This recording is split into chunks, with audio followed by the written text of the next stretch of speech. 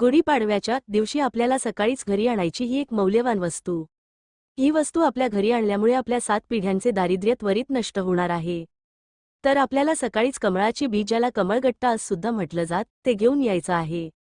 त्यानंतर त्याला दुधाने किंवा जलाने आपल्याला अभिषेक हा करून घ्यायचं. त्यानंतर एक प्लेट घ्यायची, त्या प्लेटवर आपल्याला हळद आणि कुंकू स्वास्तिक हे काढून घ्यायचं. त्या स्वास्तिकला आपल्याला मुठभर तांदूळ अर्पण करायचेत आणि त्यावर आपल्याला एक लाल रंगाचा कपडा हा ठेवायचा.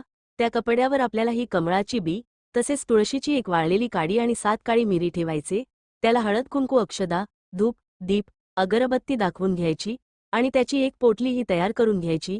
ही पोटली आपल्या उजव्या हातामध्ये घ्यायची आणि आपल्याला 1 वेळा कणकधारा स्तोत्राच पठण करायचं, 108 वेळा गायत्री मंत्राच पठण करायचं. त्याचबरोबर 1 वेळा विष्णू सहस्त्रनामाच पठण करायचं आणि त्यानंतर ही पोटली माता लक्ष्मीच्या चरणावर ठेवायची आणि संध्याकाळी आपल्या मुख्य प्रवेशद्वाराच्या बाहेर आपल्याला ही पोटली जी आहे ती बांधायची. अतिशय प्रभावी असा हा उपाय आहे.